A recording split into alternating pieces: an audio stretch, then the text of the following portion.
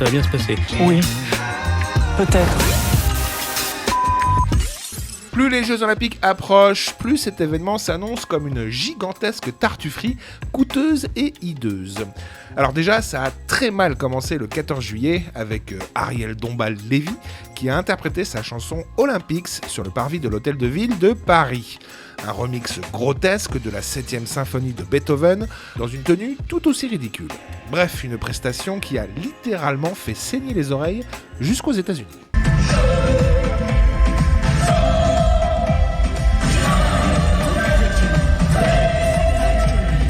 Lundi 15 juillet, les voies réservées aux véhicules des JO ont été mises en place un peu partout dans Paris et sur une portion du périphérique.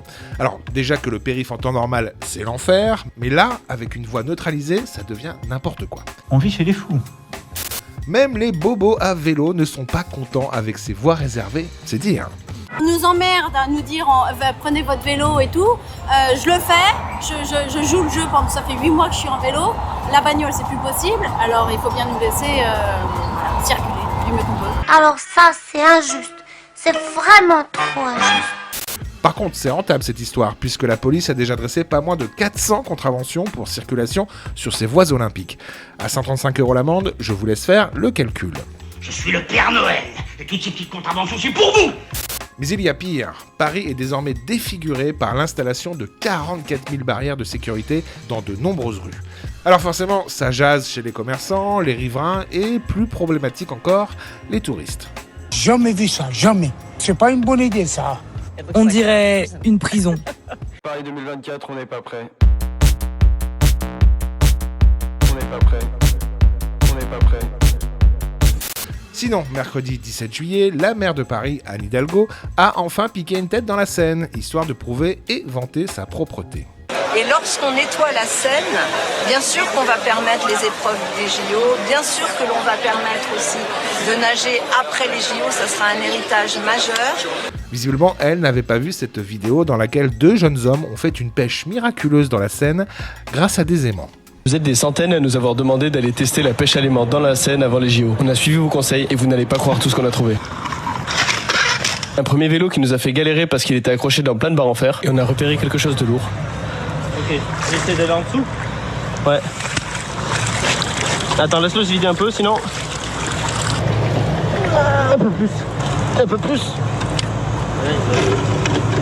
Ok. Imaginez dans un an un site de baignade ici, une piscine.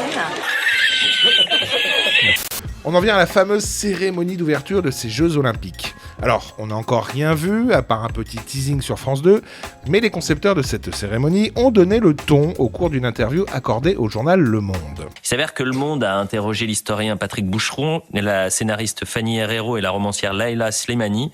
Il y a l'auteur de théâtre Damien Gabriac qui ont travaillé avec le metteur en scène Thomas Joly sur un spectacle en 12 tableaux apparemment, et donc ils dessinent les contours de la cérémonie d'ouverture des JO. Et il y a une citation qui j'ai trouvé d'une tristesse absolue, d'une morgue absolue concernant ces gens. Voilà ce qui est posé comme question par le journaliste du Monde. Si on comprend bien, votre travail est tout sauf une reconstitution à la manière des spectacles du Puy du Fou. Et en chœur, apparemment, dit le journaliste, il répond l'inverse. Surtout pas, surtout pas. Surtout pas une histoire figée, dit Fanny Herrero. Et cet historien Patrick Boucheron, le contraire d'une histoire virile, hétéroïsée et providentielle. Bon, en fait, c'est une cérémonie woke.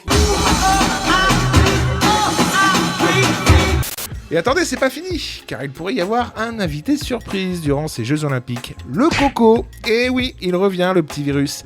Et il inquiète certaines fédérations sportives, à l'image de l'équipe de natation australienne, qui a débarqué à Paris en portant des masques, comme au bon vieux temps. C'est une blague?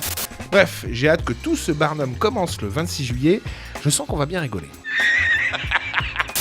Toujours à propos des JO, j'avais fait une vidéo dans laquelle la ministre des Sports, Amélie Oudéa-Castéra, se vautre en voulant aller nager dans la Seine.